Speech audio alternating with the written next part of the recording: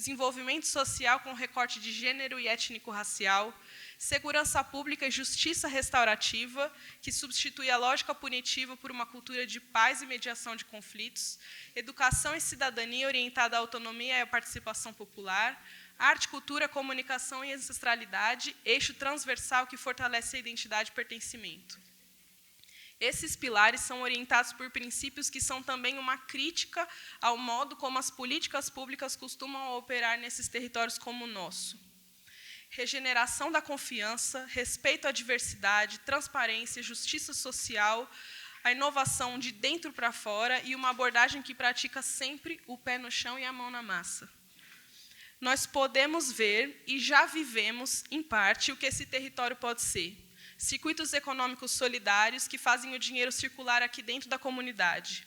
Hortas e práticas agroecológicas que garantem a comida de verdade na mesa. Crianças e jovens com espaços de formação, criação e pertencimento. Conflitos mediados sem violência e sem humilhação. Mulheres com autonomia reconhecida, remunerada e respeitada, arte e ancestralidade como a trama que mantém viva a identidade de quem somos. Chamamos isso de desenvolvimento solidário, autonomia territorial com dignidade. A centralidade do cuidado muda tudo, muda até as perguntas que a gente faz, porque não precisa mais a gente ficar perguntando o que falta aqui. A pergunta é, o que já existe, o que faz a nossa vida melhor e o que precisa ser reconhecido e fortalecido. Isso muda também a forma como a gente constrói a segurança, com a presença de vínculos de confiança e de pertencimento. Muda o que a gente entende por saúde, por educação, por justiça e revela que todas essas dimensões estão profundamente entrelaçadas. Essa carta é um chamado para os representantes do Estado e com elas afirmamos com convicção a segurança pública, a saúde, a educação, a segurança alimentar e nutricional e a moradia digna são direitos que nos são historicamente negados. Sabemos que esses direitos se garantem com políticas públicas robustas, com financiamento consistente e com o exercício da democracia e da participação social, e não com projetos pontuais que chegam depois das enchentes ou em ano eleitoral e depois vai embora. Precisamos do comprometimento de vocês na construção de uma política de cuidado integral que articule todas essas demandas e que olhe para o nosso território na sua potência, que reconheça e valorize a nossa trajetória e que fortaleça os processos de desenvolvimento construídos por nós e conosco. Falamos também à filantropia e aos fundos de investimento social. O apoio que transforma não é o que chega com contrapartidas que reproduzem a lógica do assistencialismo.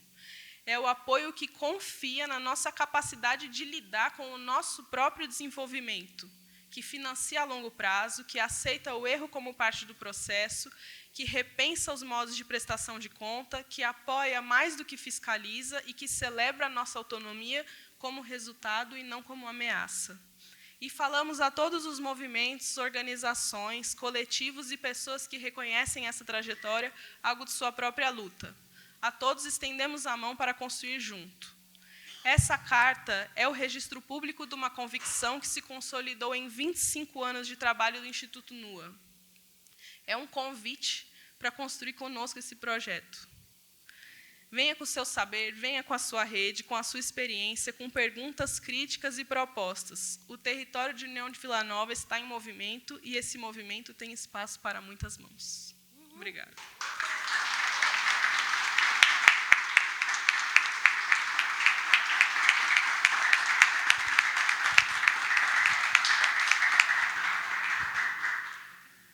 Obrigada, gente. Abrindo os trabalhos, então. É forte, né? Essa carta, como eu falei, ela é o reflexo de muito trabalho, de muita história, de muito comprometimento e de muito cuidado entre nós. E a gente está aqui hoje numa roda de conversa que a gente chamou de comunidade de cuidado, que é justamente isso que a gente acredita, né? De que a segurança pública e a segurança e o desenvolvimento da nossa comunidade, ele se constrói a partir do cuidado. nada mais propício, né, do que um momento onde a gente está construindo no Brasil a Política Nacional de Cuidado, mas também a Política Nacional de Economia Solidária, onde a gente está num movimento importante aí de construção e de reconstrução do Estado como esse instrumento de garantia, né, dos nossos direitos. E a participação de vocês aqui hoje, não só das nossas convidadas, mas de todo mundo que está aqui, é fundamental para que a gente possa aprofundar essa conversa e fazer essa conversa acontecer. Então, eu acho que eu preparei algumas perguntas, e daí a ideia é que a gente possa fazer várias rodadas. Então, a gente passa o microfone aqui, e depois a gente abre o microfone para quem quiser também responder ou também contribuir com as reflexões. E daí a primeira pergunta que eu queria fazer para vocês é da onde vocês vêm, né? Da onde vocês vêm como pessoa, mas também desses lugares institucionais que vocês ocupam aqui hoje. O que significa o cuidado e como vocês aplicam esse cuidado na prática de vocês, tanto pessoal como profissional? Eu acho que pode ser, né? A gente pode passar o microfone aqui. Quando chegar ali na Marinelô, daí eu vou abrir aqui para ver se alguém mais quer contribuir. Bom, boa tarde. Nossa, ficou forte, né? Boa tarde, gente. É uma delícia estar aqui com vocês hoje.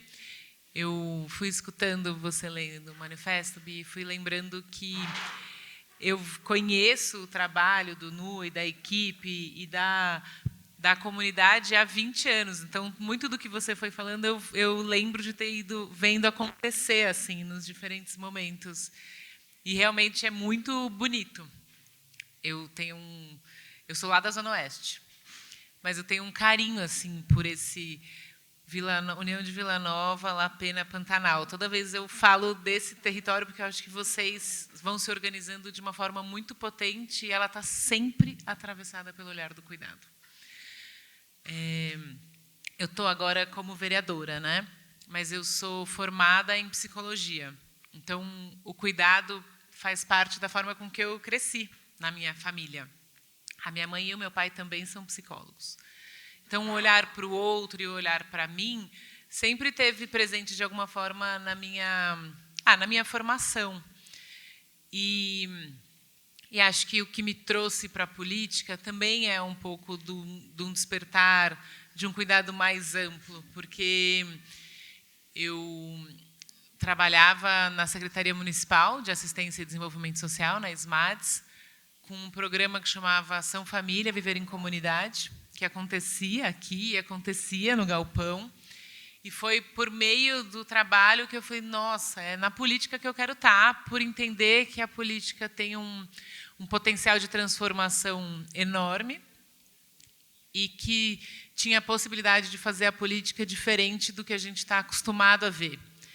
E acho que uma das coisas que faz a política que a gente trabalha diferente é exatamente o reconhecimento do cuidado.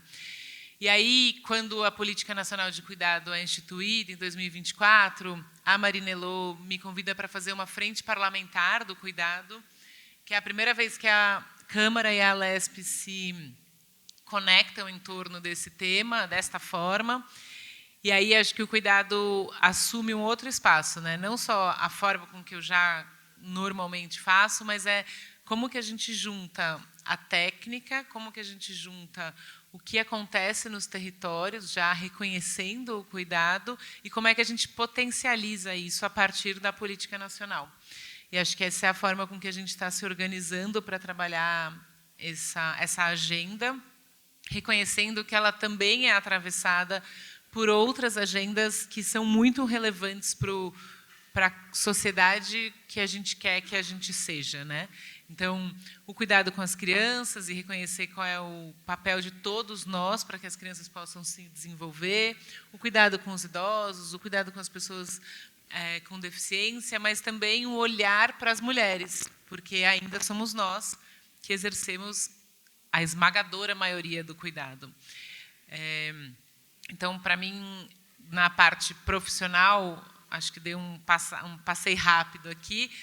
Na parte pessoal, eu ando falhando, porque acho que desde que eu virei vereadora eu tenho muito desejo de trabalhar o tempo inteiro e aí acabo várias vezes esquecendo que eu preciso cuidar de mim mesma, seja almoçando, seja dormindo, seja ficando, seja fazendo exercício, mas também toda vez que eu falo isso eu falo não, então agora eu preciso começar a cuidar e daí eu vou devagar melhorando essa relação comigo, mas eu acho que ela é relevante de ser reconhecida porque também é uma coisa que nós mulheres fazemos com muita frequência. A gente, com muita frequência, se dedica para cuidar dos outros e vai esquecendo de tudo aquilo que a gente precisa fazer para nós mesmas, né? Então, eu falo isso para todo mundo falar, eu também faço isso, poder abrir o espaço de pensar que também faz e que é sempre tempo da gente melhorar um pouquinho. Acho que é isso, vou passar para a Mônica. Obrigada. Então, acho que enquanto a gente cuida do outro, a gente tem que ir se olhando e se cuidando ao mesmo tempo, senão não é verdadeiro, né? Que você fala para o outro o que fazer e não faz para si, né? Então, eu sou Mônica, eu sou da Rede Semente Oré. A Rede Semente Oré, ela nasceu em 2016, não, 2016, na época da pandemia, 2020, desculpa. Ai. O tempo está passando tão rápido, espiralado, que a gente se confunde.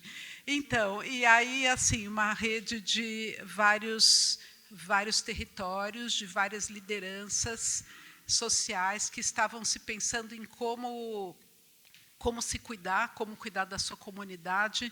E a gente, então, vem, desde então, nós somos 20 organizações em vários territórios, na Zona Sul, na Zona Leste, na Zona Oeste, principalmente, Zona Norte não temos, mas em que as pessoas, as lideranças, olham para si, elas se cuidam, elas olham para o outro, para os seus colegas, para os seus parceiros, e se cuidam, e elas olham para o seu território. Então, não dá para cuidar do outro se eu não cuido de mim mesmo, né? Então, esse, vamos dizer, triângulo é importante.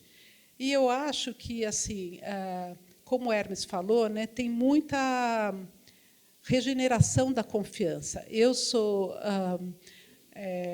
terapeuta artística, sou biográfica também, e sou terapeuta comunitária, e sou filha de empresária, então acabei me tornando uma filântropa.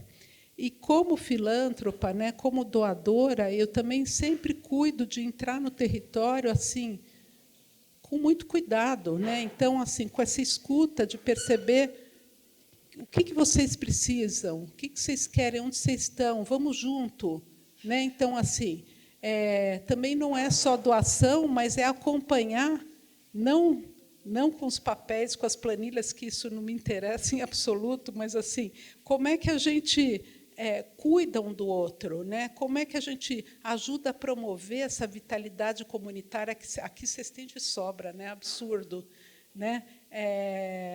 Como é que a gente então contribui para que, nós estamos aqui porque precisar, mas a gente gosta de acompanhar. Então, assim, o que eu procuro promover no trabalho é muita troca entre as organizações.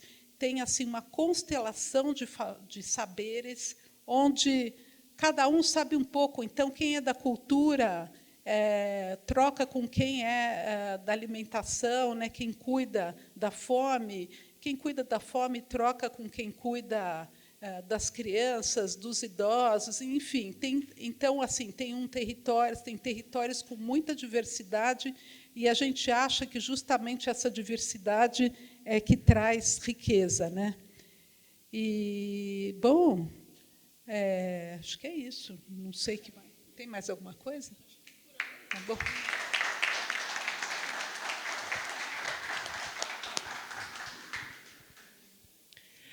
Boa tarde.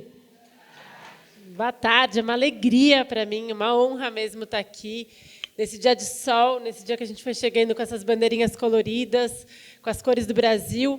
Dá muita alegria mesmo de ver realmente quanta gente se conecta, quanta gente está disposta e quanta gente especial tem pensando em como a gente pode construir uma cidade, um estado e um Brasil melhor. Então, eu chego aqui com muita alegria.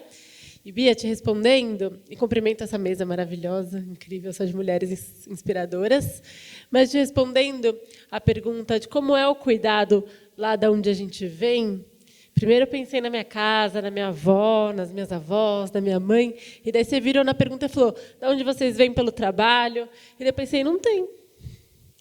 O cuidado de onde a gente vem, na perspectiva institucional, como deputada estadual, não existe.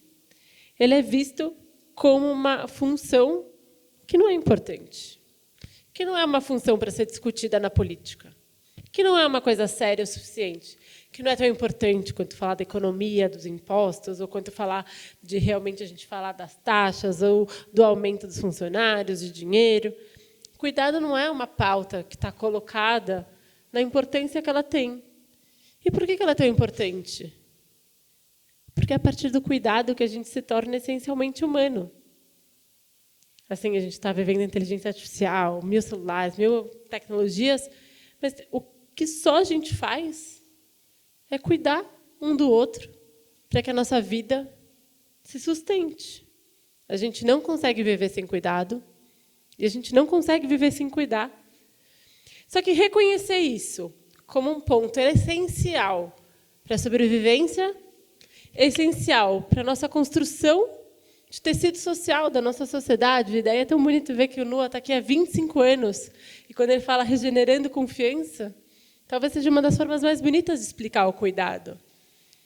Quando a gente fala da importância do cuidado como esse elemento que nos torna sociedade, esse elemento que nos garante direitos melhores, esse elemento que permita que a gente esteja em outros lugares, o cuidado se torna essencial como política pública. O cuidado se torna, então, um ponto para a gente discutir a economia do cuidado. Quanto gera de valor a gente ter as mães cuidando dos filhos? Quanto gera de valor para a sociedade a gente ter as familiares cuidando dos pais idosos? Quanto gera de valor para a sociedade a gente garantir que as pessoas possam ir trabalhar bem alimentadas, com a casa arrumada? Quanto gera de valor isso? É isso que a gente quer saber quando a gente fala da economia do cuidado. E daí foi muito bonito na carta também que está escrito que o cuidado não pode ser, então, só uma vocação ou um estereótipo, uma responsabilidade de gênero. O cuidado tem que ser compartilhado, reconhecido e ter políticas públicas estruturais.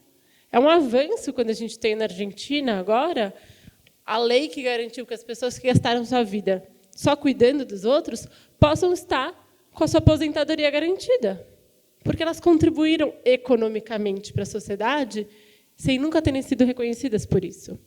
Então, se o cuidado ainda era muito invisível na política, é a partir dessas transformações concretas que a gente está vendo. Temos uma política nacional do cuidado, construímos uma frente parlamentar conjunta entre o Estado e o município, como a Marina Bragante, como ela disse, para pensar como que isso chega aqui, como isso chega nos territórios, como isso capilariza os nossos 645 municípios, mas que também chegue no tamanho da nossa cidade. A gente precisa de creche de horário estendido, então, a gente precisa entender como apoiar essa mãe que voltou a trabalhar, a gente precisa entender como fortalecer a política de cuidado dos idosos, a gente precisa reconhecer quem está em casa trabalhando e garantir dignidade para todo mundo. É disso que a gente está falando agora, e quando eu falo para você que no cuidado não existe lá na política, é por isso que a gente está lá, porque agora a gente quer que ele exista. E a gente quer transformar disso e do trabalho de todos vocês, porque todo mundo aqui tem uma história incrível, um trabalho muito maravilhoso. Tem uma lista grande aqui de organizações que eu conheço aqui presentes, então, muito legal ver vocês aqui hoje, que já fazem esse trabalho todos os dias, nos ajudando a construir políticas públicas que transformem a realidade de todo mundo. E que a gente transforme esse cuidado que a gente já conhece em sustentação do Estado, para que ele seja digno para todas as pessoas.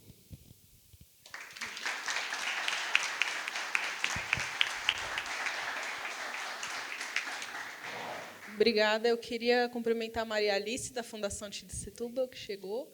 A gente está aqui numa rodada. Eu li uma carta manifesto, que, infelizmente, você não pôde escutar, mas depois eu vou te mandar.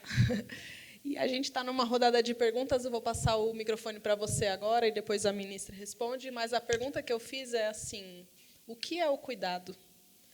E como na sua trajetória, mas na sua atuação, você enxerga e você pratica o cuidado? Bom, boa tarde a todas as pessoas. Uma alegria enorme. Queria agradecer muito o Hermes, porque me convidou para estar aqui. E uma alegria maravilhosa estar junto com a minha amiga Marina e as Marinas Elu, Marina Bragante, estar aqui com todo mundo. Realmente é muito bom. E a gente está junto com a comunidade, né, pensando esse cuidar que vocês antes já falaram de mim, é a pergunta principal. Eu sou presidente da Fundação Tite Setúbal, nós somos vizinhos aqui do NUA, do Hermes, já fazemos várias parcerias em conjunto, em projetos, há muitos anos. Então, há tempos que eu não vim aqui, por isso que é uma alegria estar aqui de novo, mas as equipes estão em diálogo, fazendo muitas coisas juntos, né? A Fundação Tite Setúbal também, aqui o NOA já tem 25 anos, nós estamos fazendo esse ano 20 anos. Então, são 20 anos de estar atuando aqui no território. Eu também, além de estar aqui nessa mesa, também estou feliz com essas mulheres maravilhosas que são lá do Jardim La Pena, aqui vizinho nosso, que atuam junto com a Fundação Tite Setúbal. E a gente tem, nesses anos todos, mas eu diria que mais nos últimos anos, a gente está muito atento em pensar esse cuidado. Acho que toda a nossa atuação, desde o início, sempre foi pensar alguns princípios que foram norteadores, né? Território importa, as periferias são potentes, obviamente, tem muitas demandas, e essas demandas devem ser atendidas tanto pela sociedade civil como pelas políticas públicas, mas tem uma potência enorme, né? Tem uma potência tanto das lideranças, das pessoas todas, como também na produção de conhecimento. E a gente tem elaborados e feito publicações juntos com essas pessoas que formam grupos, formam comunidades, formam a comunidade, né? E essa atuação, então, naquele momento, há 20 anos atrás, a gente não falava de cuidado como uma política pública como hoje, né? Mas a gente sempre teve este cuidado na atuação de uma escuta ativa. Não é uma escuta assim, para dizer que escutou. Não, a gente, desde o início, tinha esse princípio norteador de uma escuta ativa, de fazer junto com a comunidade. Hoje são termos mais desgastados, às vezes, pelo uso, mas há 20 anos atrás a gente iniciou com esses princípios, e ali foi desde aquele momento que a gente fez todo o nosso desenvolvimento de projetos e atuação aqui em São Miguel Paulista, depois mais especificamente no Jardim La Pena, aqui vizinho do NUA. E essa potência do território, para nós, ela se traduz nesse fazer com, mas nessa integração do conhecimento, desse conhecimento do território. A gente tem N exemplos, eu não vou ficar aqui me estendendo, mas eu só gostaria de estar colocando que, a partir de 2017, nós elaboramos um plano de bairro, e, a partir desse plano de bairro, onde a comunidade, toda a população, e a gente junto, mas como um a mais dentro de todos os grupos da comunidade, dos moradores do Jardim La Pena, a gente elaborou esse plano de bairro com as principais demandas da comunidade. E, a partir desse norte do plano de bairro, nós fomos trabalhando, evoluindo, conseguindo várias demandas, junto com a subprefeitura, junto com a prefeitura, transformando em políticas públicas. E hoje a gente chega num modelo que a gente chama no modelo de desenvolvimento territorial e de cuidado, né? Porque nós temos toda uma governança comunitária superativa. Aqui tem alguns exemplos dessas mulheres que a gente criou uma governança corporativa de grupos de trabalho. Esses grupos de trabalho já geraram outras organizações. Então, é um tecido social super rico, com uma participação muito ativa da comunidade, são múltiplas lideranças. Isso eu acho que é um fator muito importante, porque não tem o peso de uma única liderança que carrega toda aquela comunidade. Acho que nós temos no Jardim La Pena múltiplas lideranças que atuam nos diferentes setores, e a gente busca ter esse olhar do cuidado como um eixo norteador. Mais diretamente, no Jardim La Pena se criou um grupo, provavelmente aqui todas as pessoas do NUA conhecem, que são as Guardiãs do Território. É um grupo de mulheres que, a partir da pandemia, a partir da distribuição de cestas básicas e kits de saúde, elas foram atuando nos diferentes setores do bairro do Jardim La Pena, foram se organizando, e dessas 5 mulheres que iniciaram essas atividades, hoje são 200, não sei, mais ou menos, em torno de 200 mulheres, que continuam com esse trabalho e se colocam nesse grupo das Guardiãs do Território, e o trabalho é basicamente de cuidado. É de cuidar da comunidade. Elas se dividem pelas ruas, cada uma tem uma rua que ela fica como responsável para atender o que tem de demandas, mas sempre nesse olhar do cuidado. Hoje as Guardiãs têm uma casa que elas alugaram, desenvolvem projetos de capacitação, já foram em vários lugares contar dessa experiência dela.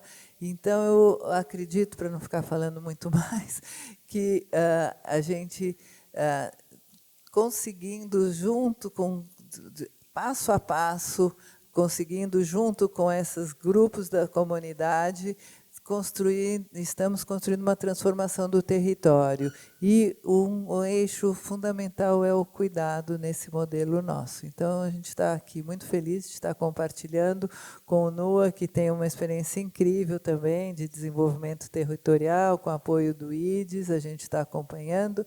E eu acredito que, quanto mais a gente estiver somando, junto com outros grupos, como já foi falado também anteriormente, mais força nós vamos ter eu acho que são 2 pontos só, para que o desenvolvimento das periferias urbanas entre dentro das políticas públicas e que seja possível, porque é no território que as políticas acontecem e aterrissam. E aqui é no território que é possível construir uma intersetorialidade que todo mundo coloca na importância das políticas públicas. É isso. Obrigada.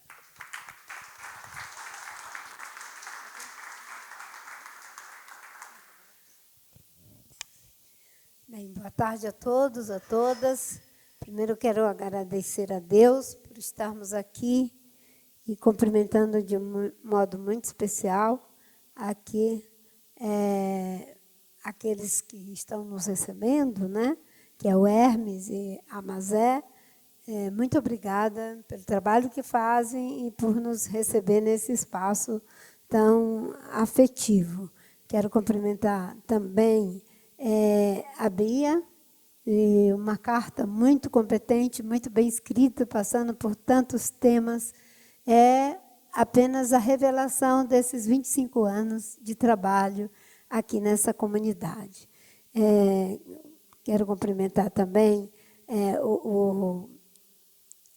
a minha querida Marina Elô, né, nossa deputada estadual, com essa visão, com esse trabalho todo que vem desenvolvendo, a querida Marina Bragante, que, como vocês viram, conhece aqui o trabalho, e sempre foi uma pessoa voltada para as políticas públicas. Paula Salles, do projeto Espelho. Quero cumprimentar também aqui minha querida amiga Maria Alice Setuba, que nós chamamos carinhosamente de Neca, e que, como vocês puderam ver, tem um trabalho consistente aqui igualmente. A Mônica Rosales, da Semente Orê, que também tem um trabalho consistente. Nós estamos vendo aqui 2 pessoas que trabalham com a filantropia, mas sem ser aquela filantropia de descargo de consciência, né? Vou fazer alguma coisa para ficar aqui em paz com a minha consciência. É a filantropia que se envolve, que investe e que quer mais, é uma convivência, não é desencargo de consciência. Parabéns pelo trabalho. As queridas mulheres do GAL, que eu tenho um carinho muito especial, que elas, não sei se ainda estão... estão ali, mudaram, né? Estava ali, mudou para cá. Obrigada. Estou muito feliz de me reencontrar com vocês. Também é o coletivo das Marias, né? E também aqui todos os nossos convidados e convidadas, e que são, na verdade, anfitriões também. Bem, a pergunta que foi feita, né, do lugar de onde eu venho, o que é o cuidado, e como que, no que eu faço hoje, pelo que eu entendi, isso acontece, isso se expressa. Bem, o lugar de onde eu venho tem uma longa história, ainda que um contexto completamente diferente. Acho que tem, na essência, um vínculo muito forte com o que acontece aqui. Porque eu venho da Amazônia, lá dos seringais, de extração de borracha, de coleta de castanha, que era um regime de semi-escravidão, onde as pessoas que vieram do Ceará para produzir borracha, para ajudar na Segunda Guerra Mundial, ficaram presas na floresta para poder encontrar sua liberdade. Porque foram trazidas, foram prometido muita coisa, mas, na verdade, eles foram entregues a um regime de sistema de aviamento, que o custo dos produtos que tinha que ser comprado era muito alto, e a borracha que produzia, o preço era muito baixo. Então, eles ficavam endividados para sempre e nunca mais conseguiram voltar, sobretudo, para o Ceará. Então, e por que eu digo ficaram presos para encontrar liberdade? Porque esse povo que veio sem conhecer a floresta, seus mistérios, suas formas de sobrevivência, aprenderam muito com os indígenas e depois viraram uma população tradicional. Os seringueiros, né, as quebradeiras de coco, as pessoas da pesca artesanal, os gerazeiros, enfim, as comunidades tradicionais são muitas no Brasil, acho que cerca de 27 formas de comunidades tradicionais, somando com os quilombolas. Então, eu nasci, na verdade, numa comunidade de serviço e cuidado. Ali ninguém sobrevive se não se cuidar e se não cuidar uns dos outros. E por que era de serviço e de cuidado? Porque, para mim, cuidado é serviço. Não é um cuidado assim abstrato, é investimento. E se você quer amar alguma coisa, se você cuidar, se você investir, você vai aprender a amar. Não existe essa coisa de você investir em alguma coisa que você se separa dela. Na hora que você faz esse investimento, isso cria um vínculo e você quer o resultado desse investimento que você fez, que às vezes é estar perto, às vezes é ver florescer, às vezes é ver nascer, e uma série de outras coisas. A minha mãe era costureira e agricultora tradicional, minha avó era parteira tradicional, fez os partos de toda aquela redondeza. O meu pai era seringueiro, mas sabia as 4 operações, porque veio do Ceará com o 3º ano primário, e ele ajudava todo mundo. Sábado e domingo era uma fila de seringueiro, e o meu pai tinha um caderno em que ele anotava quem tinha saldo, quem não tinha saldo, quem estava devendo, quem não estava devendo. Então, ele prestava um serviço e sabia aplicar a injeção. Então, quando alguém adoecia, a gente tinha penicilina e Bezetacil, era o remédio que a gente tinha. Então, lá se ia o meu pai aplicar Bezetacil nas pessoas quando não conseguiam ir até a nossa casa. E a minha avó, como parteira, fazia os partos e ia uma semana para a casa da pessoa, ficava lá alojada na casa da comadre e do compadre, dava um monte de carão no compadre, como é que tinha que se comportar, pelo menos naquele período ali, e tinha um orgulho imenso de nunca ter perdido uma mulher e nunca ter perdido uma criança, né? E eu cresci ouvindo a minha avó dizer: vou ter que ir na casa da comadre não sei quem para ajeitar a criança na barriga porque não está na posição certa de nascer.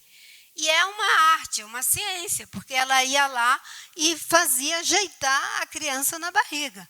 Agora, tinha uma situação em que, se de fato a criança tivesse de nádegas, né, e não conseguisse fazer a manobra, aí ela dizia que tinha que, de fato, dar um jeito de levar para a cidade, que significava, às vezes, levar a comadre 11 horas de Varador até o rio mais próximo. Eu vou parar por aqui, que é muita história.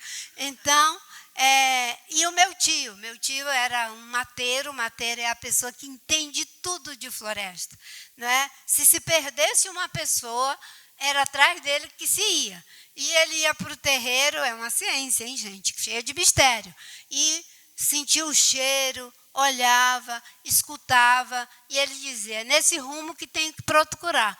E as pessoas iam procurar e ela naquele rumo mesmo. Como é que isso acontece? Não me pergunte, porque, infelizmente, ele morreu e eu ainda era criança, não consegui pegar a ciência do mateiro, só em alguns aspectos.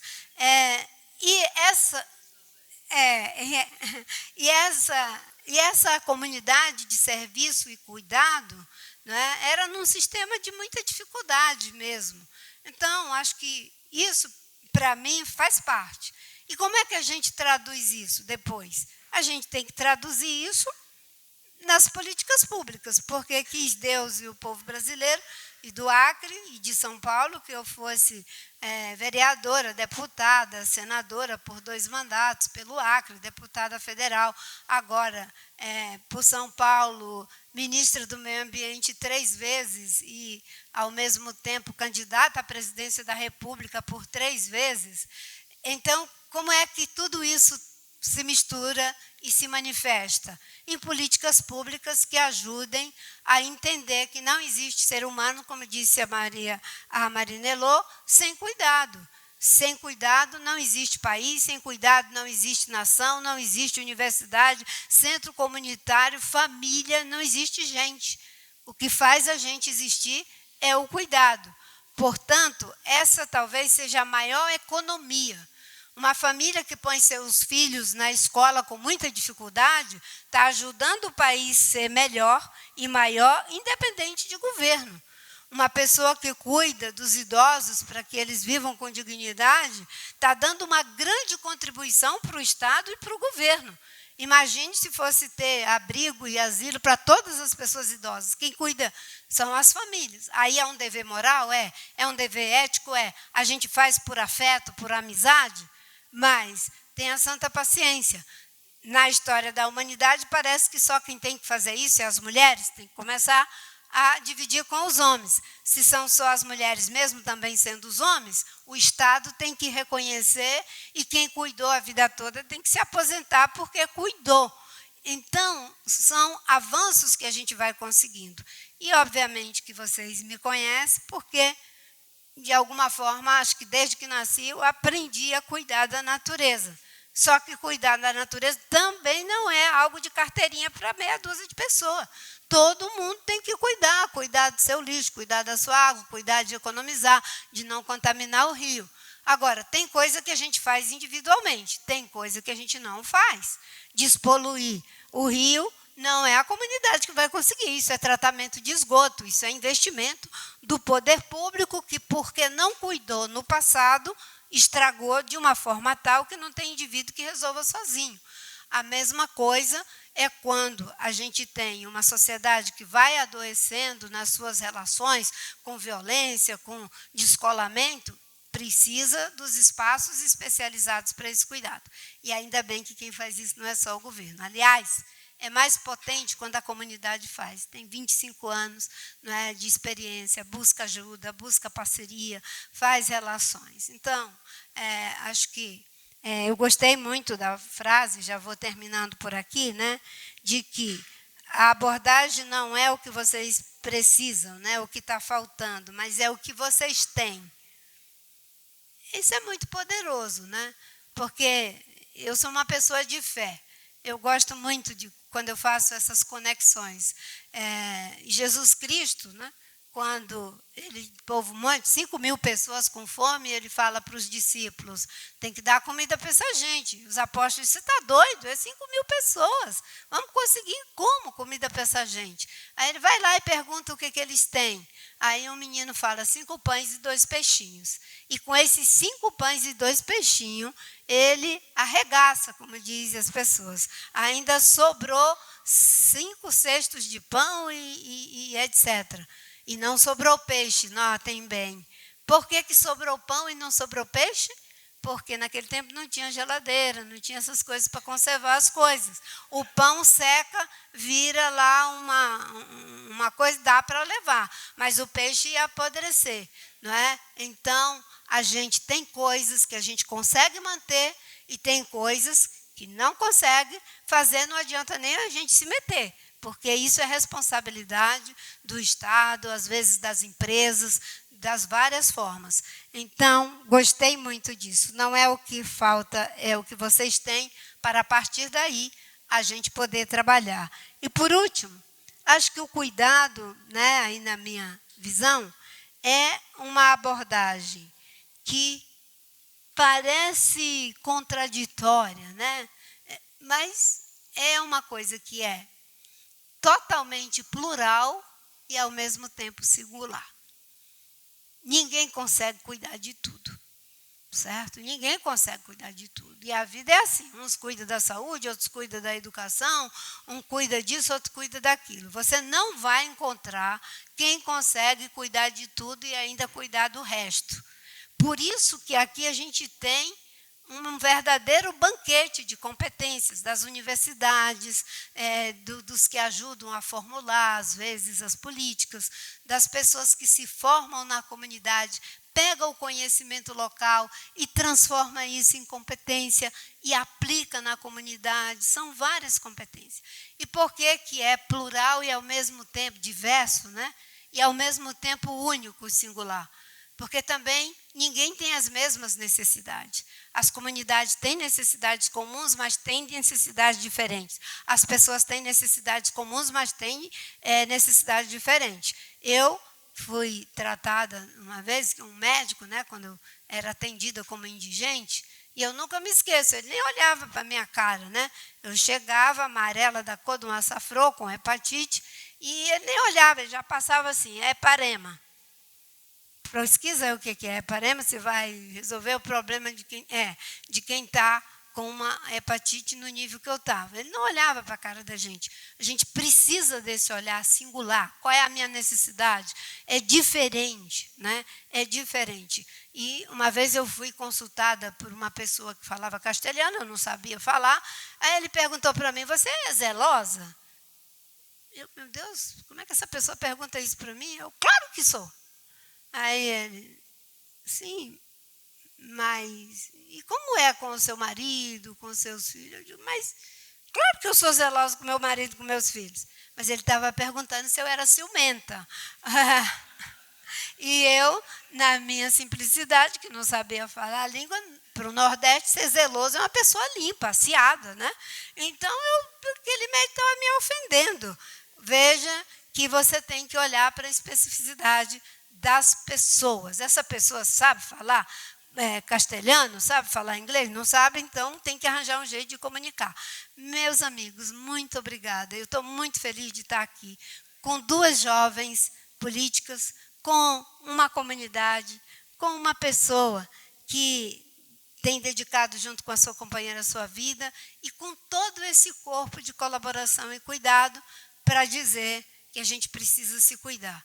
E se tem uma coisa hoje que precisa ser cuidada, é a política, porque em muitos aspectos está adoecida.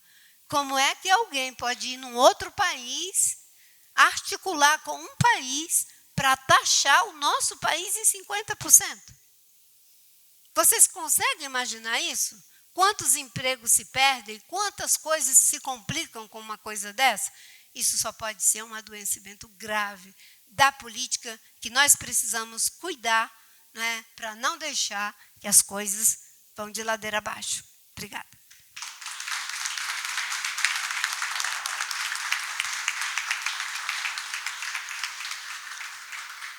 Muito obrigada.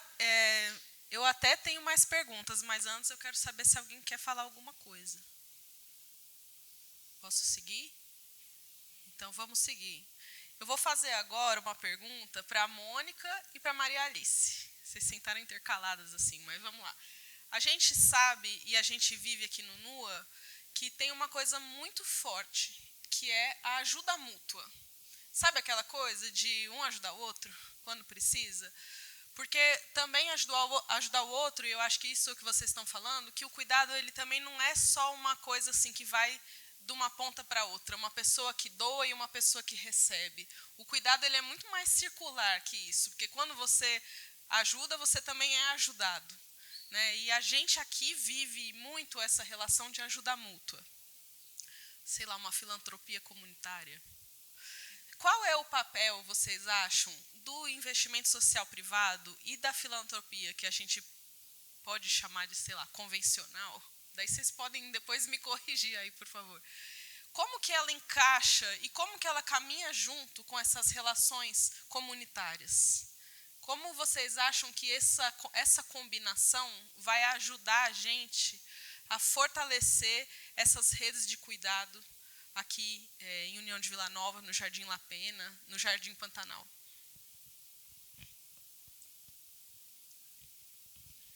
Bom, eu acho que todo o investimento social privado, a filantropia, ela é muito diferente, né? Tem uma capilaridade muito grande, as fundações, do seu modo de atuar, do seu jeito de atuar. Então, é difícil responder assim, pelo campo, né? Mas eu vou tentar buscar o que eu acho que é o mais importante. E isso acontece na filantropia de modo geral. Estou aqui não falando da Fundação Tite Setúbal, estou tentando fazer uma visão mais ampla.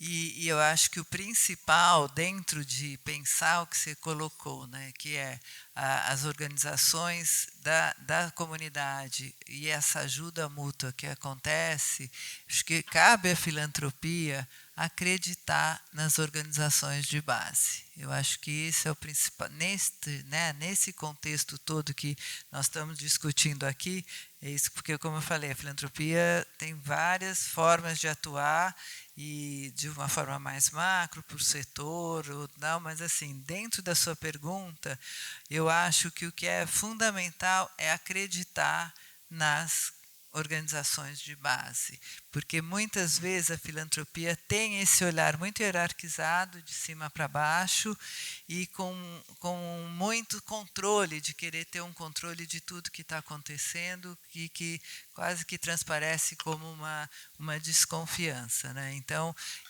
isso de acreditar nas organizações de base, eu acho que é uma linha de atuação de muitas fundações. Então, acho que isso que é importante, né? E é continuar, né, valorizando essa linha de atuação, que é repassar recursos para a comunidade. E só trazendo aqui uma rápida atuação na Fundação Tite Setúbal, aqui no Jardim La Pena, né, porque a gente tem outras linhas de atuação, mas aqui no Jardim La Pena eu acho que a gente fez uma mudança muito importante no papel do galpão. O galpão, que as Marinas já conhecem, centralizava, junto com a comunidade, muitas das atuações, dos projetos, e a grande virada de chave que a gente deu nos últimos 2 anos é que agora a nossa posição, nossa função é estar apoiando as diversas organizações da comunidade que usam o galpão, mas são elas que atuam, e nós somos os apoiadores dessas diferentes organizações comunitárias e, vamos dizer, no papel de uma infraestrutura, de uma sustentação dessas diferentes organizações. Então, hoje a gente deixou de ser o executor único, para ser o grande apoiador, e tudo que acontece lá no galpão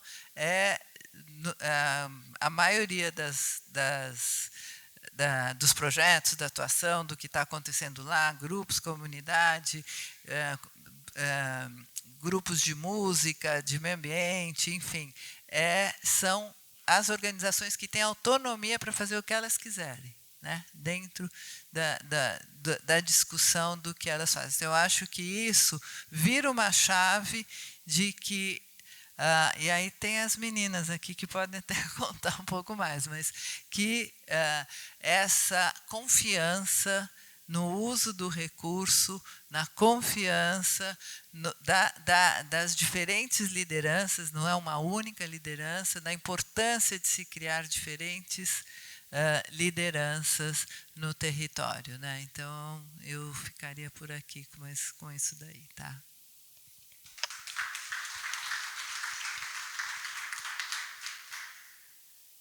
Só para acrescentar, porque eu concordo inteiramente, eu acho que a gente está aprendendo,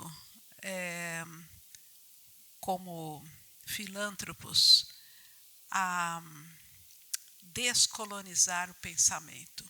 Porque acho que há um tempo atrás tinha muito essa coisa, eu dou porque eu sei o que fazer, eu sei como que tem que ser, tinha muito controle, né? E essa descolonização do olhar, ela é algo que nós viemos de uma educação muito colonial. E é algo que a gente está, com o tempo, mudando, né? Vendo que não. A gente tem que olhar, quem está lá é que sabe, cada comunidade tem a sua sabedoria e sabe resolver os seus problemas. A gente só está lá para apoiar. E essa conversa que você falou, de essa comadragem, né? Porque ajuda mútua é uma coisa de comadre, né? A gente também tem que ser compadre um do outro. A gente também tem que falar, como é que você está? Essa coisa de estar próximo, de se interessar, de cuidar do pequeno, né? De cuidar muitas vezes, aqueles projetos que são assim, uma pessoa que teve aquele lampejo de querer ajudar, mas você vê que aquilo é verdadeiro, que aquilo é autêntico, que tem potência. Você vai lá e fala, estamos juntos. Então, para mim, é isso. E a Auré é muito nesse sentido, né? De estamos juntos, pequeno, grande, médio, enfim, o que importa é esse impulso verdadeiro do amor. Nesse sentido que você falou, né? Quem ama, cuida.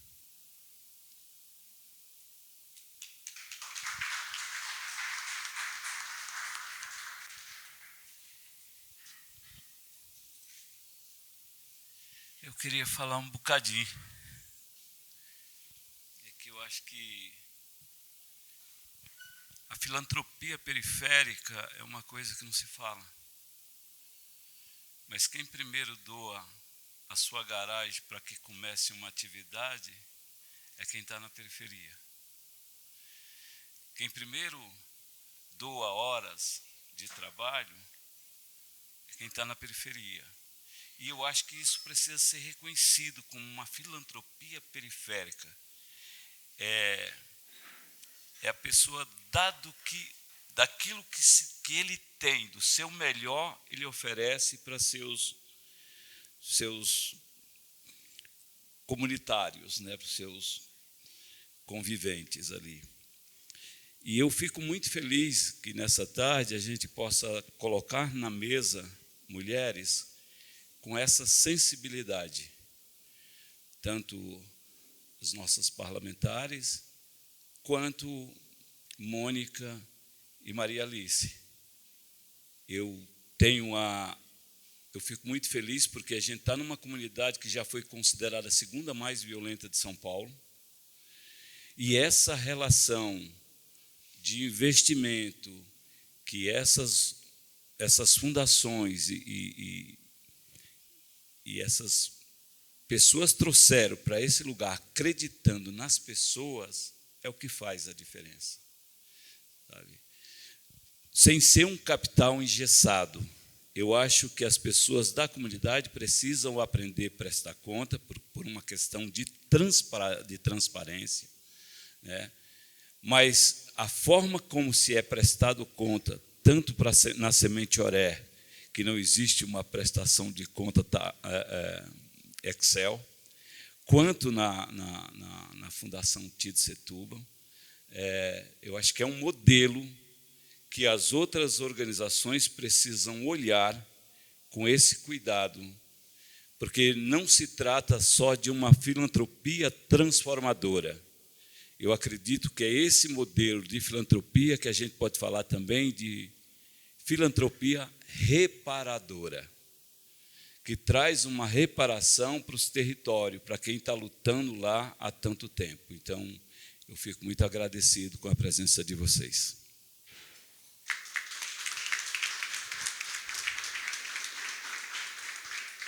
Obrigada, Hermes. Agora uma pergunta para as 3 Marinas.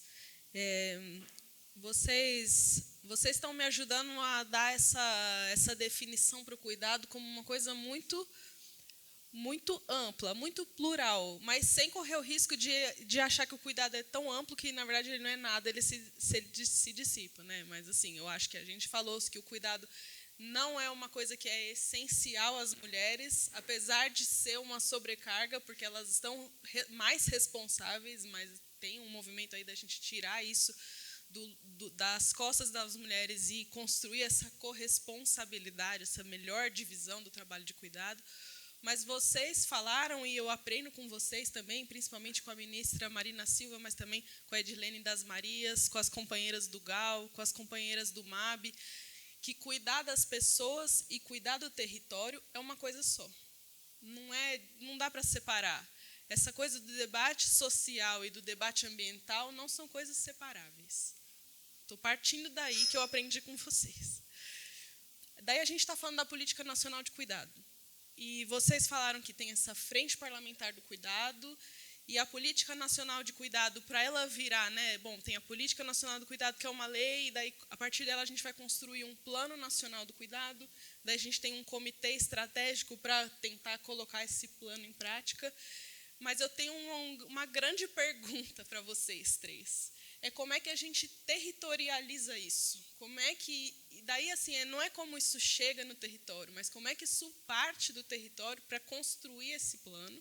Primeira pergunta. E a outra que junta, porque a questão ambiental e a questão social nunca se separam, é como é que, junto com esse movimento de territorializar a Política Nacional do Cuidado, a gente olha para o território do ponto de vista socioambiental. Vem aí um El Ninho, eu aprendi aí com as companheiras do MAB que fizeram um evento na semana passada, vem aí um El Ninho muito mais forte do que aquele que veio em 2024 e que causou grandes secas na Amazônia, grandes chuvas no Rio Grande do Sul, e que também trouxe muitos impactos para a nossa cidade e para o nosso território de cá. Além dessa questão, a gente tem, como a carta fala e como a gente sempre fala muitas vezes, anuais enchentes aqui no território. E como é que a gente vai construir essa Política Nacional do Cuidado olhando para essa questão ambiental na favela? Essa é a pergunta. Simples, ajudem a gente a resolver essa questão. Quer começar? Posso começar. Eu fiquei pensando, enquanto você falava, do que a gente se propôs a fazer. Quando a gente se juntou, o mandato de uma vereadora com o mandato de uma deputada estadual, entendendo que a política nacional lá de Brasília precisava chegar aqui em algum momento, mas ela não pode chegar impondo, ela precisa chegar reconhecendo. E reconhecendo o que já existe, porque a gente também já falou aqui de quanto o cuidado é presente. Desde que a gente virou a gente, o cuidado faz parte, né? Então, quando a gente organizou, a primeira reunião que a gente fez, a gente estava um pouco no mesmo lugar que você, que a gente fez um lançamento da frente para contar um pouco, queremos falar sobre isso, vamos nos dedicar a essa pauta, queremos escutar de quem já faz. E acabou a reunião, a Marina falou para mim, nossa, é muito amplo, cabe muita coisa, porque a gente selecionou ali algumas representantes de algumas organizações que tratavam e cuidam do cuidado, e falam sobre o cuidado, mas na reunião tinha um monte de gente que não estava na mesa que falava, mas olha, e as mulheres vítimas de violência? Mas olha, e as crianças, sei lá eu, e os idosos não sei o quê, e as pessoas que moram aqui? Porque é isso, o cuidado está e deve estar presente em todos esses lugares e como política pública deve ser reconhecido. Então, acho que esse é um tanto de quanto complexo é e quão amplo é. Mas daí, depois disso, a gente falou, bom, ele já acontece. Então, para a gente poder pensar a partir da cidade de São Paulo e dos outros 644 municípios, a gente precisa reconhecer junto com a rede, junto com quem cuida, mas também junto de quem é cuidado, o que já existe. Então, a gente fez um formulário amplo, que foi divulgado amplamente. A gente pegou esse formulário e passou pelo Instituto Jô Clemente, que trabalha com pessoas com deficiência intelectual, neurodivergentes, pessoas com deficiência no geral, para que ele pudesse ser de uma linguagem simples para todo mundo poder responder, porque a ideia de ampliar o cuidado para quem cuida e para quem é cuidado é também reconhecer a nossa diversidade. E aí a gente passou esse formulário para poder ter um pouco mais de informação do que já acontece, porque a nossa ideia é, a partir do que já acontece, do que está sendo construído em Brasília, e ele não está sendo construído em Brasília só com quem mora em Brasília, né? Tem alguns comitês, que têm organizações que trabalham nos diferentes territórios desse país continental, que são reunidas, elas já se reuniram 4 vezes, a gente aprendeu ontem, para pensar junto do que está acontecendo, de quais são as dificuldades, da onde as políticas se encontram, porque a política de cuidado também não aparece do nada. Ela aparece como resultado de muito trabalho do SUS, que é o Sistema Único de Saúde, e do SUAS, que é o Sistema Único da Assistência Social, encontrando vazios que precisam ser preenchidos pela política de cuidado. Então, é também um reconhecimento do que já existe. Acho que essa é a forma com que a gente entendeu que a nossa contribuição aqui da cidade, do Estado, pode ser para essa construção nacional. E aí, a outra coisa que você falou e eu fiquei pensando esse último ano e meio, eu fui vice-presidente da CPI do Jardim Pantanal. E a gente começou a construir o que a CPI ia fazer, quem que a gente ia escutar, quais eram as empresas que faziam lá, que tem a responsabilidade na cava da areia, o que a Sabesp pode falar, o que a SP Águas, que era o da EE, pode falar e tal. E aí o meu mandato falou, não, a gente quer escutar as crianças. Para a gente é relevante pensar a CPI a partir da vivência das crianças. E a gente fez um encontro lá no galpão com as crianças das escolas e foi construindo a partir do que elas vivenciam, não só no ano passado, né, mas do que a família delas vivencia há muitos anos e muitas décadas, e como que elas enxergam soluções. Então, acho que essa é uma forma pequena, e, obviamente, essa reunião não resolveu ainda o Jardim Pantanal, nem a CPI, né, tem muito investimento do governo do Estado, das prefeituras, dos municípios ao redor, que precisam ser feitos, mas acho que essa é um pozinho da forma com que eu entendo que a política pode contribuir para a gente nunca separar o que acontece com as pessoas com o que acontece com o meio ambiente, sempre entendendo que as pessoas são muito diversas. Então, portanto, a gente precisa escutar e trazer essa diversidade para a construção das políticas públicas.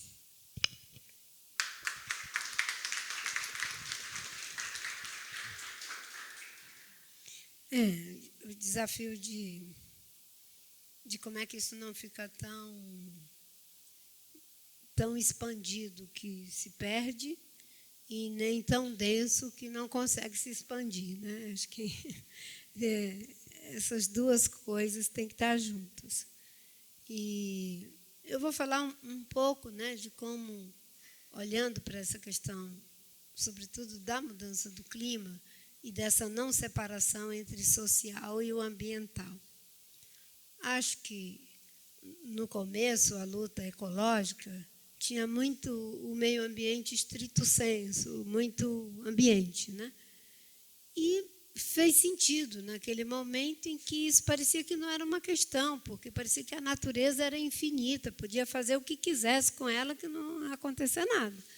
Então, pessoas estudiosas, apaixonados, artistas, biólogos, naturalistas, trouxeram uma luta de muitos anos, até século, até que ela passa a se traduzir, principalmente no caso do Brasil, né? A ideia de socioambientalismo nasce no Brasil, mais especificamente a partir da luta do Chico Mendes lá na floresta amazônica, da criação das reservas extrativistas, onde a gente entendia que o social não podia estar separado do ambiental.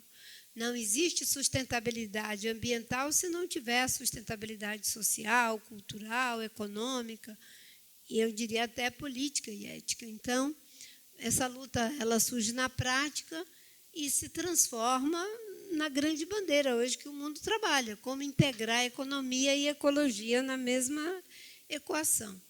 Mas uma coisa é a teoria, outra coisa é a prática, como é que isso se materializa na realidade dos territórios. Para os povos indígenas, a primeira forma de materializar é demarcando a terra indígena. Para os quilombolas, é criando o quilombo, reconhecendo. E, obviamente, que, de preferência, levando as políticas públicas juntos, né? No caso de financiamento, de assistência técnica, de pagamento pelos serviços ecossistêmicos, serviços ambientais que eles prestam. E a gente conseguiu, de certa forma, materializar isso. O Bolsa Verde é uma forma de pagar pelo modo de vida da pessoa. Não é nem só o trabalho da pessoa.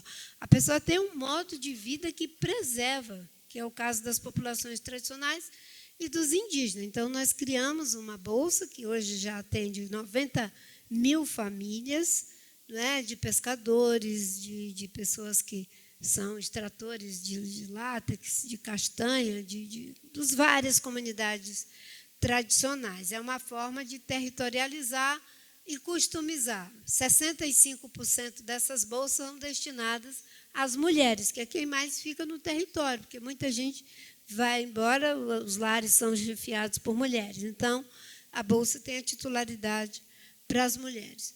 Uma outra coisa que a gente fez também é, na parte de fazer com que as políticas de crédito e assistência técnica sejam endereçadas também às mulheres, porque as mulheres também empreendem em seus territórios, mas, geralmente, era muito mais voltado para os homens.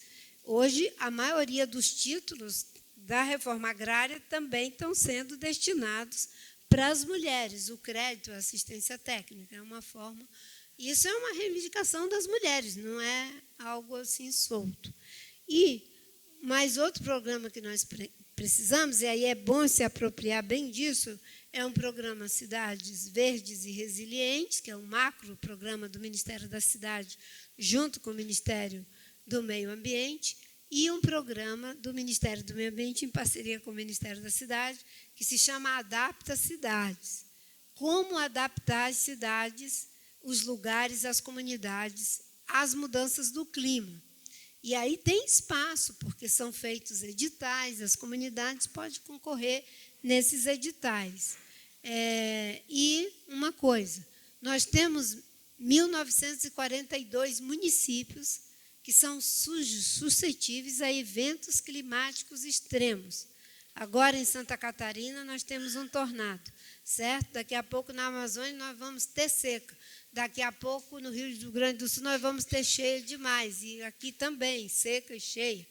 Então, são 1.942 municípios sujeitos a esses eventos extremos.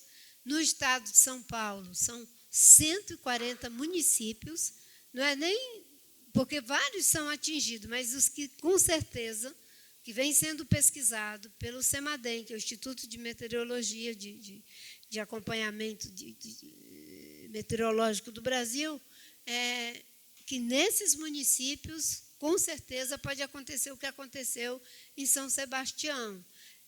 Para isso, eu venho pensando, né, desde 2022, a criação de um marco regulatório, criando a figura da emergência climática. A emergência, como nós conhecemos hoje, ela é decretada depois que o evento aconteceu. Aí você decreta que está em emergência, mas aí já foi.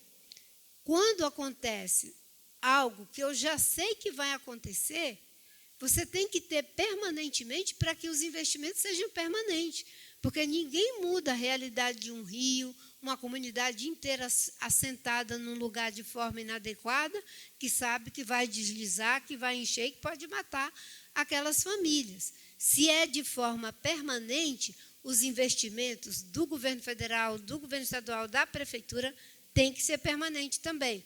A outra coisa, mudar, inclusive o código de postura, plano diretor, um monte de coisa. Cidade de São Sebastião, que teve uma chuva terrível. Vocês sabem que lá não pode ter verticalização. As pessoas abastadas moram nas zonas seguras, as pessoas pobres moram na encosta de morro. Vai fazer o quê com as pessoas? Então, você tem que mudar o código, o plano diretor, com sabedoria, não pode ser muito vertical, mas alguma verticalização vai ter que ter, senão as comunidades vão ser soterradas a cada chuva que dá, né? E tem uma série de outras coisas. E os recursos. Nós trabalhamos muitos instrumentos econômicos, nós tínhamos um fundo que era de 400 milhões, eu e o Fernando Haddad trabalhamos, hoje ele é de 350 bilhões, e ele trabalha com editais em várias frentes, em que também comunidades podem se credenciar para esses editais. Né? E territorializar isso essas políticas são inventadas de cima para baixo ou não? O Adapta a Cidade tem que ser em diálogo com o município, com a comunidade. As cidades verdes e resilientes. Né? Hoje, toda uma discussão. Minha Casa Minha Vida não pode ser um depósito de ser humano. Ele tem que ter, né, todos os cuidados que essa nova engenharia, né, da mudança do clima exige. Teria muitas coisas para falar, mas as comunidades têm conhecimentos associados aos territórios, aos recursos naturais, aos ciclos dos problemas. Boa parte disso foi perdido. Por quê? Agora, a gente já não sabe mais o que vai acontecer. Nem os cientistas sabem. Né? Tem até uma história de que o indígena que tinha assumido a pagelança estava inseguro. Né? Todo mundo vai perguntar, vai chover ou vai fazer sol? Se for chover, tem que juntar lenha. Se for fazer sol, não precisa juntar tanto. E ele pensou, meu Deus, como é que eu vou saber disso e tal? Não fiz as orações direito. Vou ligar para o INPE. Ligou para o INPE, escuta, vai chover ou vai fazer sol? Era articulado o jovem pajé. Aí o rapaz do INPE fala para ele, olha, com a mudança do clima está tudo confuso, não se sabe mais de nada. A gente agora aprendeu que vocês também fazem ciência e a gente fica de olho nos indígenas. Se eles estiverem juntando lenha, é porque vai chover. Se não tiver, é porque não vai chover. Aí o menino pensou, meu Deus, estou perdido.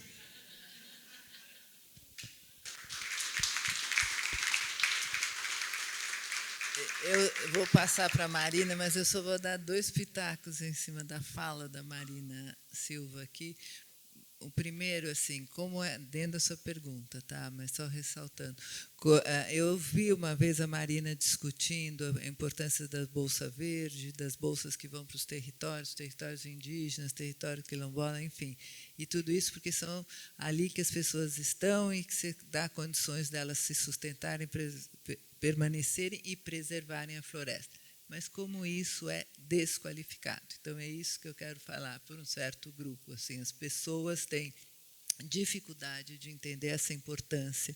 E aí eu acho incrível que do Ministério da Saúde as políticas tenham chegado até os territórios, o que é maravilhoso. E a segunda coisa, só a Marina falou, a comunidade que conhece os problemas e tudo isso, mas é a comunidade também que é a guardiã da possibilidade dessas políticas, porque os políticos vão embora, os mandatos acabam, mudam, e quem permanece é a comunidade que é capaz de sustentar esse projeto. Só passando aqui para a Maria. Não, perfeito. Eu acho que ter essa percepção da força da comunidade é muito importante. Mas você fez 2 perguntas, Bia. Uma sobre como a gente pode ter esse olhar de construção de soluções que venham das comunidades, que venham dos territórios, e influenciam e constroem as políticas públicas, e uma como a gente constrói políticas socioambientais, pensando nas soluções diferentes que são necessárias.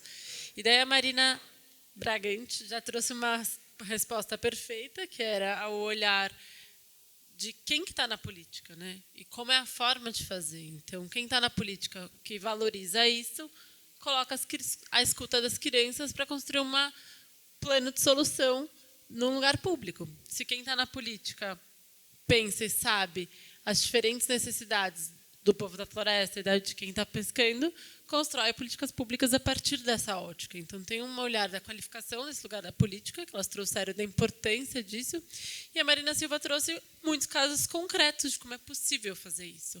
Daí eu fiquei pensando, o que eu vou falar eu, né? Porque já falaram tudo isso. Mas, talvez uma última contribuição que eu possa trazer para isso é que é um desafio mesmo.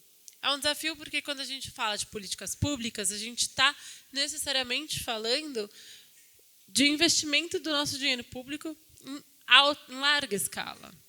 Eu não posso construir uma lei especificamente só para um território. Os nossos programas têm que ser programas. A gente precisa melhorar a educação e a alfabetização para todas as 5.500.000 crianças do estado de São Paulo. A gente precisa garantir que todas as pessoas possam ter acesso à saúde. A gente precisa garantir que todo mundo tenha habitação. Então, a escala é, de fato, desafiadora. Quem aqui sabe qual é o orçamento do estado de São Paulo? Faça essa pergunta na Faria Lima Chique, faça essa pergunta em todos os lugares, a gente não sabe. A gente fala pouco do nosso dinheiro, é difícil mesmo.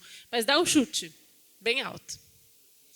Do orçamento. Todo o dinheiro que o estado de São Paulo tem para gastar num ano.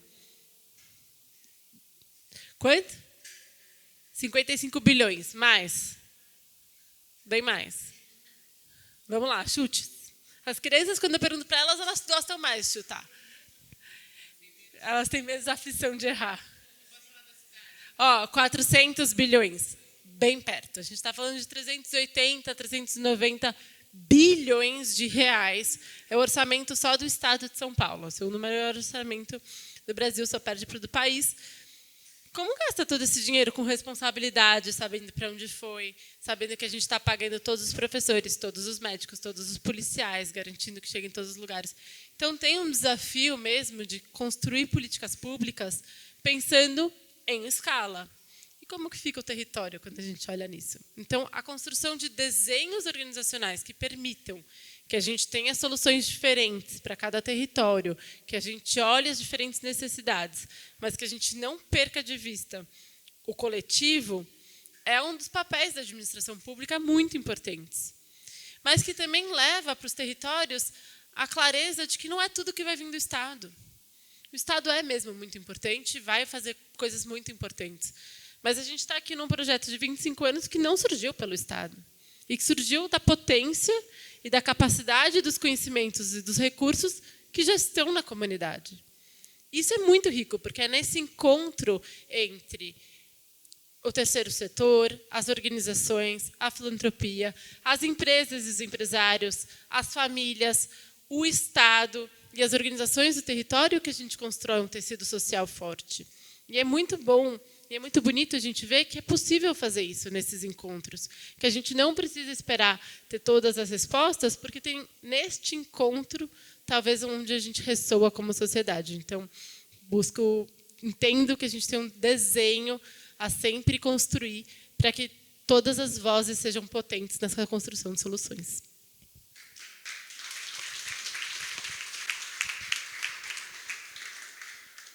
Muito obrigada. A gente está chegando ao fim. O nosso café já está na mesa.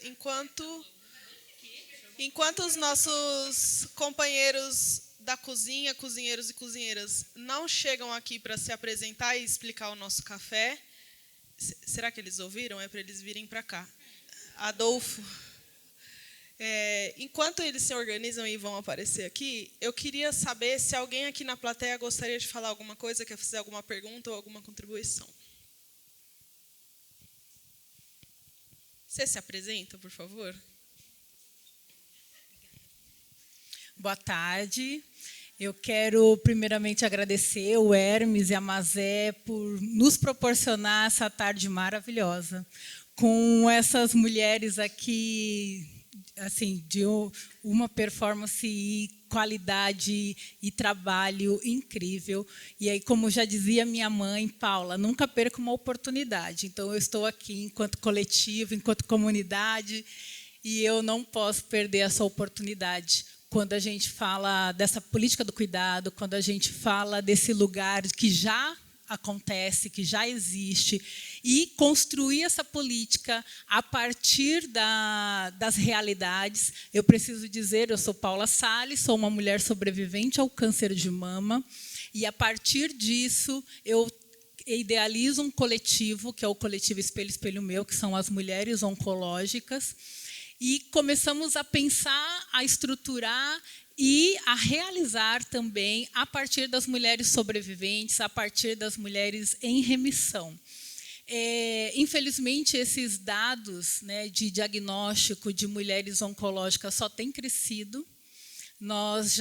O INCA já divulgou que entre 2026 até 2027, 76 mil casos irão surgir, isso sem contar hoje o número que nós já temos de mulheres em tratamento oncológico. Cada vez mulheres mais novas. Antes, quando a gente falava de câncer, nós falávamos para acima de 50 anos. Hoje, nós já estamos falando a partir de 30 anos. E aí, quando a gente fala de política pública, o que nós temos de política pública para esse eixo, para esse segmento, onde nós aqui já sabemos que a mão do cuidado é feminino, e aí essa mulher hoje precisa desse cuidado. Onde ela encontra esse cuidado? Um cuidado que hoje a gente sabe que existe já algumas iniciativas e o SUS tem avançado muito. Nós temos muitas coisas quando a gente fala de oncologia no SUS, mas nós precisamos aqui falar que o tratamento de câncer ele não pode se limitar apenas à saúde, porque ele passa sobre a Secretaria do Trabalho, ele passa sobre os direitos humanos, ele fala sobre a política de assistência social. E, então, eu quero deixar aqui registrado, eu quero deixar aqui como provocação que nós precisamos também incluir na construção dessa política pública essas mulheres hoje que, graças a Deus, nós já estamos falando de uma longevidade pós um diagnóstico de câncer e que requer, sim, pensar, porque dentro do nosso coletivo, por exemplo, eu vou trazer aqui um exemplo de uma realidade de uma mulher que iniciou o tratamento oncológico, quimioterapia, radioterapia, cirurgia, e no início ela deu entrada no INSS dela, ela já está concluindo a cirurgia e até agora não saiu o INSS. E se sair, a grande maioria, quando vem a resposta, vem uma resposta negativa. Então, tem muitas coisas que precisam ser pensado dentro desse eixo, e eu conto aqui com vocês, Marinas, para a gente pensar enquanto Brasil, nacional, estadual e cidade de São Paulo. Obrigada. Obrigada, Paula. Tá bom. Boa tarde. Eu sou Ana Cláudia, eu faço parte do CREM, que é um Centro de Recuperação e Educação Nutricional, e nós estamos aqui nesse território, nesse bairro, vai fazer 20 anos agora, em agosto. Eu fiquei muito contente, com o convite feito pelo Hermes. Eu fico muito contente por saber que seja, sobretudo na figura do Hermes e do Passarinho, todo esse potencial que a gente tem de trabalho, eles já são nossos parceiros, e depois essa possibilidade de discutir com vocês essa questão do cuidado, que para nós lá no CREM é muito caro, é muito valioso, porque a gente trabalha com crianças, adolescentes e suas famílias. Então, corresponde muito à nossa missão, à proposta de trabalho aqui discutida, neste grupo.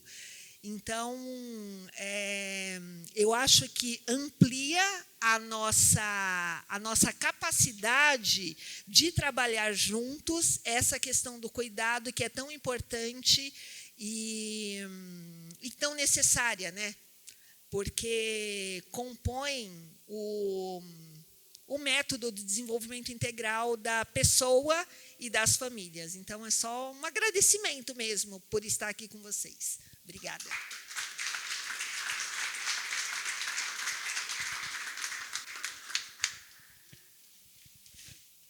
Oi, gente, boa tarde. Eu me chamo Clara. Licença para chegar, muito feliz de estar aqui com vocês. Ouvindo vocês falarem, inclusive, muito obrigada. Foram falas de muitas reflexões que levam para vários lugares.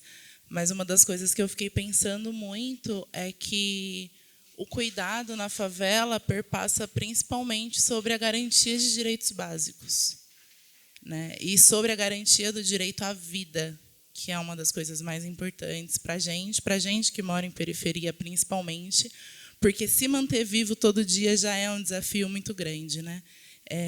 E eu entendo também que esse cuidado perpassa principalmente pela oportunidade. Então, celebro muito a iniciativa de vocês de garantirem para a gente ter essa oportunidade de estar falando com mulheres, com lideranças que estão em diferentes espaços de atuação, mas que para a gente, de fato, é uma oportunidade, porque a gente só vê na televisão, né? Então, pensar nessa oportunidade que é dada para a gente que mora na favela, também como uma prática de cuidado, eu acho que é uma coisa muito interessante. E só para deixar marcado, né, nesse sentido de que o cuidado é sim uma garantia à vida, e vocês tocaram no assunto de crianças, que eu acho que é o nosso cuidado mais basal para a garantia de um futuro diferente que a gente precisa, né? E eu não queria deixar passar desapercebido o Samuel, que foi uma criança, que é uma criança que perdeu sua vida vítima das enchentes aqui do território. Então, eu acho que a gente sempre lembrar e marcar que o cuidado perpassa pela garantia da vida dos idosos, das mulheres, dos jovens e das crianças que moram nas favelas é extremamente importante. Então, queria mostrar para vocês rapidinho, só acho que nesse sentido de cuidado, de eternizar, um jogo que a gente da Ciclolog fez em parceria com o Fundo Casa, com a Fundação TID, onde a gente eterniza o Samuel Helder. Então, é um jogo de tabuleiro que fala de juventudes periféricas no combate ao racismo ambiental.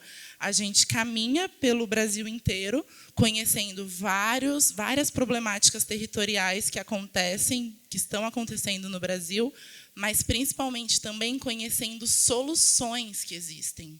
Isso é muito importante, porque as nossas crianças, os nossos jovens não necessariamente sabem das soluções que existem. E a gente trouxe muito que, no território, o que perpassa muito é o que a gente tem, não necessariamente o que a gente precisa. Então, em todo o território brasileiro já tem muitas soluções. E aqui no União de Vila Nova, lá no La Pena, já tem muitas soluções acontecendo. Então, a gente entendeu que uma forma muito interessante de eternizar algumas dessas soluções e de eternizar o Samuel foi com esse jogo, que é isso, quando o dinheiro cai na mão da gente que é favelado, a gente consegue multiplicar esse dinheiro e fazer coisas incríveis, né? Então, queria só deixar marcado e pedir uma salva de palmas para o Samuel.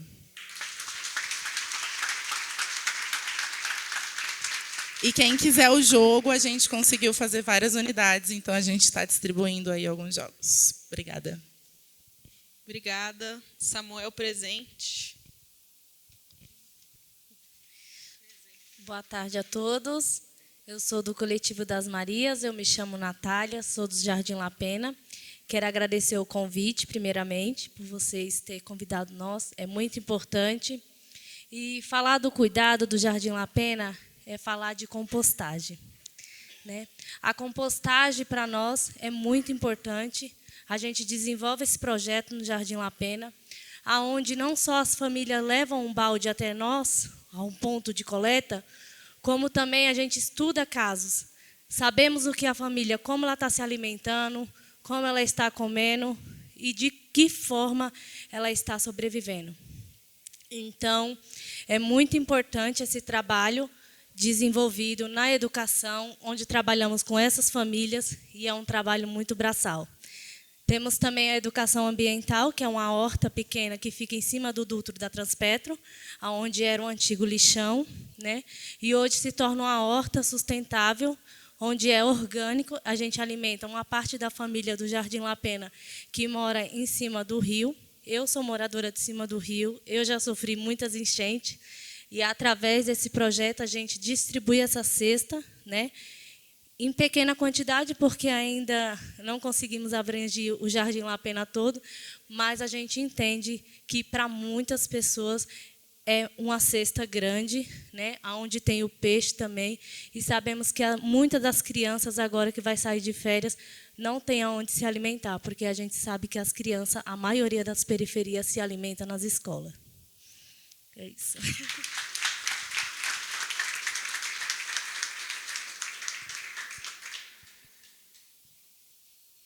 Boa tarde, meu nome é Stephanie, prazer estar aqui na presença de todos vocês.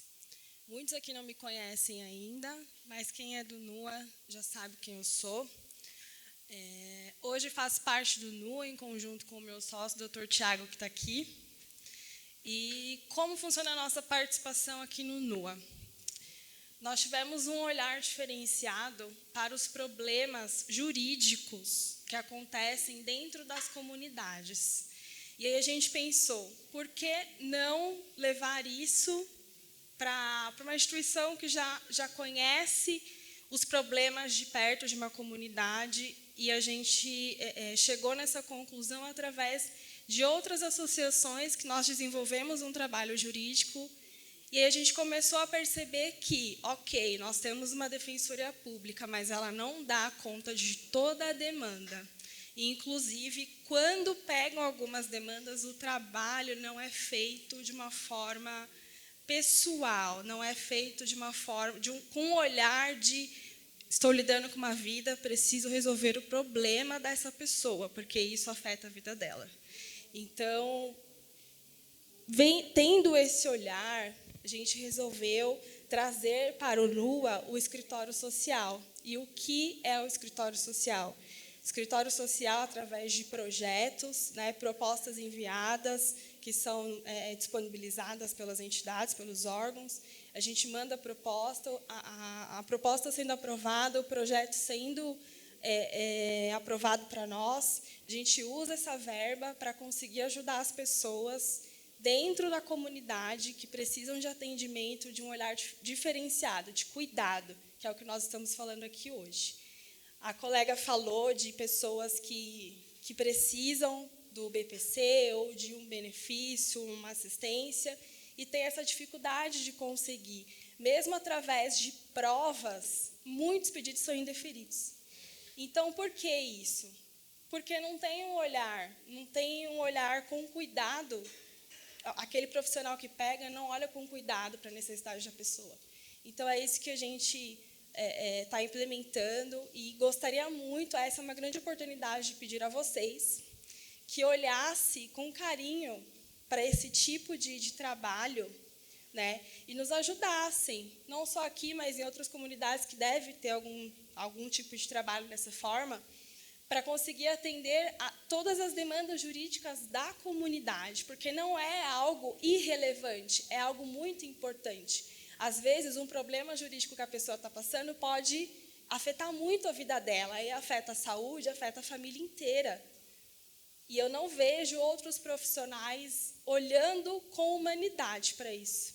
Tenho muitos colegas da faculdade que enxergam e almejam só empresas grandes, pessoas com dinheiro, mas eu e o meu amigo, a gente tem um olhar diferente, e foi com esse olhar que nós chegamos até aqui, e a gente quer fazer a diferença.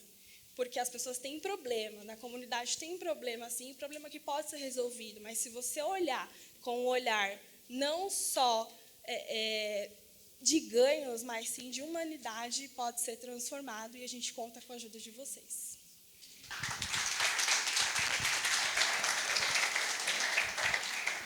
Obrigada. A gente já está finalizando, já vai apresentar o lanche, mas antes, a dona Josefa vai apresentar aqui para a gente o que está acontecendo nessa parte aqui do espaço. Explica aí o projeto para a gente. Se apresenta primeiro e depois eu explico o projeto. Eu me chamo Josefa, boa tarde. Esse projeto... A minha idade é 72 anos. Vou fazer 73 de outubro agora. Essa peça aqui, dia 23 de outubro. essa peça aqui é descarte, é peças que não servem mais para ir para o mercado. Aí é jogado fora. Aí a professora ganha, traz para a gente colocar o decaute, que é isso aqui. Aí coloca, põe no forno, aí vende. São peças que vai para o lixo. Aí do lixo vira luxo. Aí a gente coloca essas coisas, faz tudo bonitinho, como vocês estão vendo.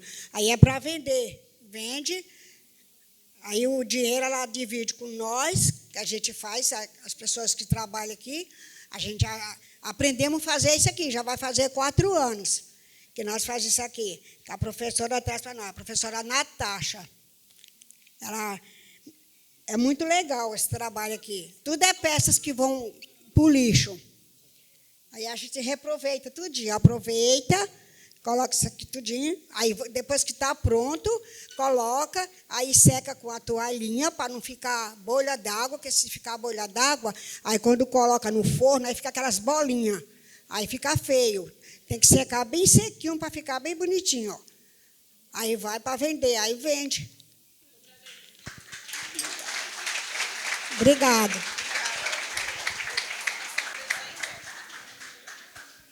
Boa tarde.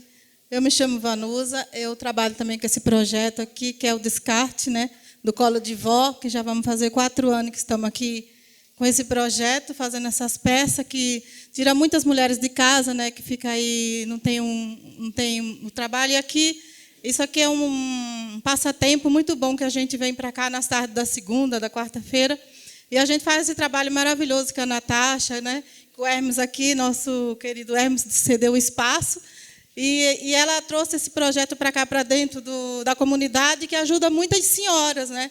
E a gente fica aqui, isso aqui é um ocupa-tempo, é muito bom, é uma terapia. É maravilhoso fazer essas peças. E essas peças aqui, a gente coloca uns becalque, né?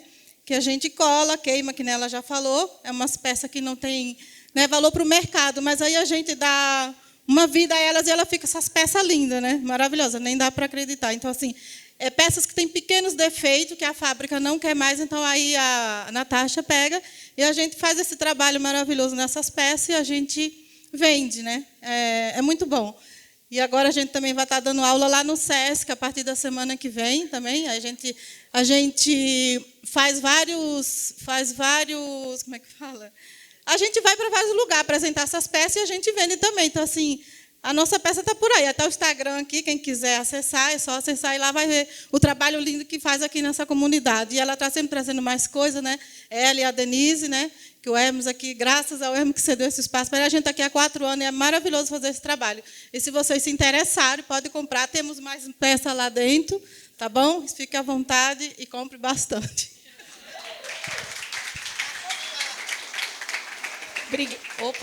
Obrigada, gente. Eu virei mestra de cerimônia, né? Para voltar para o meu lugar.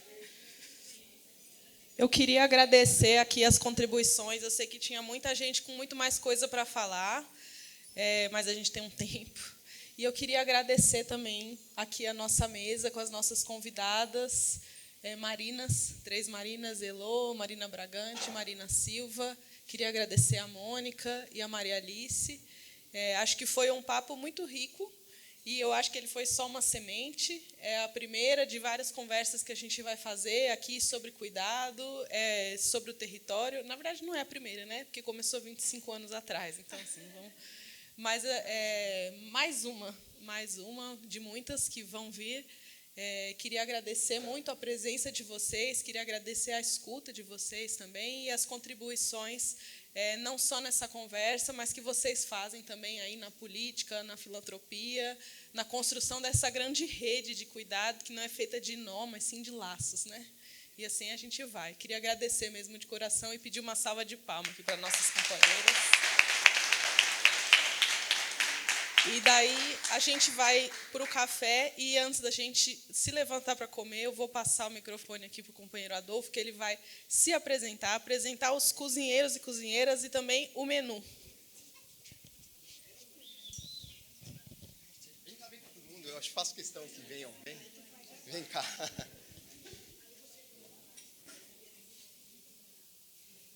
Tudo bom? Como vai? Tudo bem?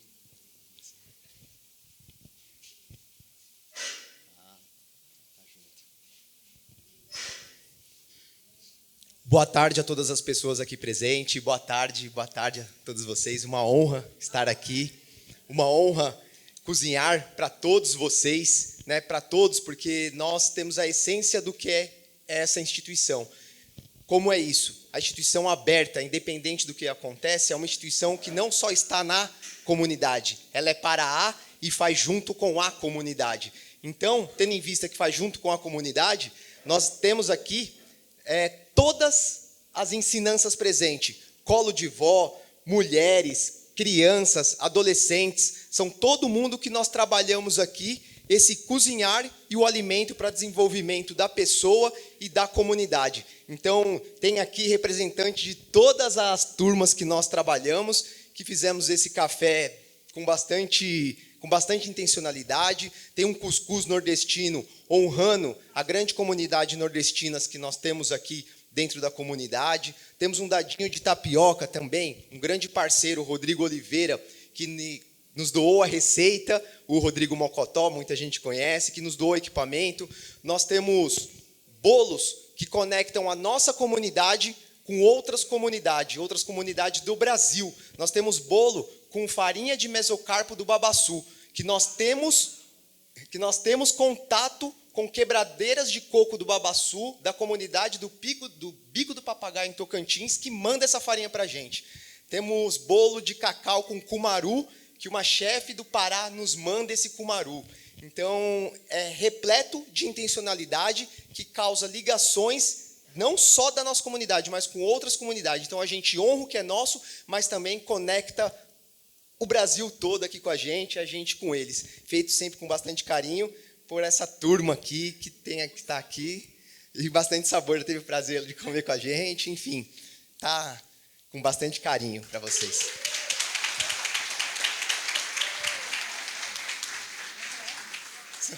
Obrigado. Obrigada, Adolfo. Obrigada, cozinheiras e cozinheiros.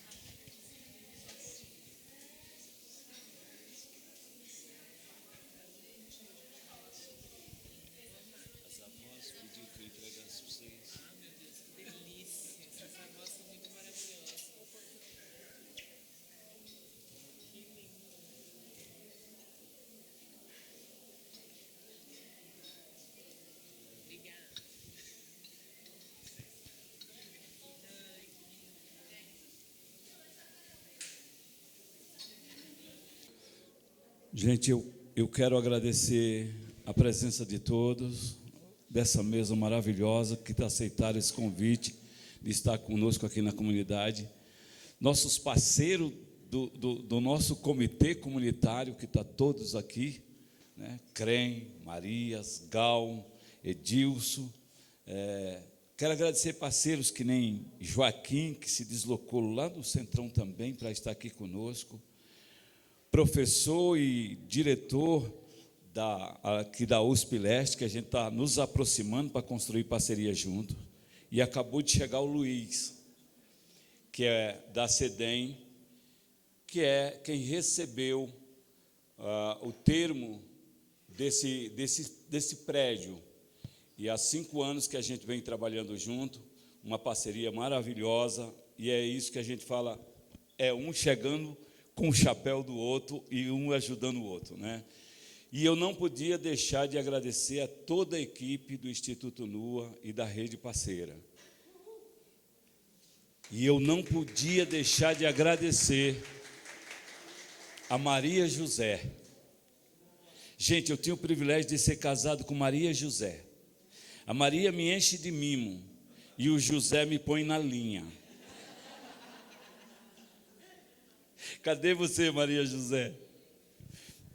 Ela nunca aparece. Uma salva de palmas. São 38 anos que essa mulher me educa, que essa mulher me suporta, me acolhe, me escuta. São 37 anos de história. Obrigado, meu amor. Obrigado.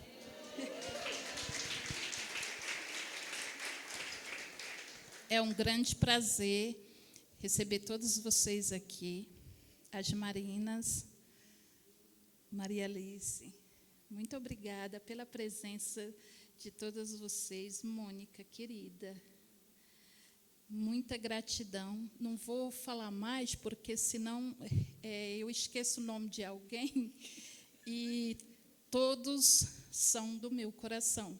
E eu só quero dizer para vocês que hoje eu estou Maria. Graças a Deus. Obrigada, Hermes. Obrigada, Mazé.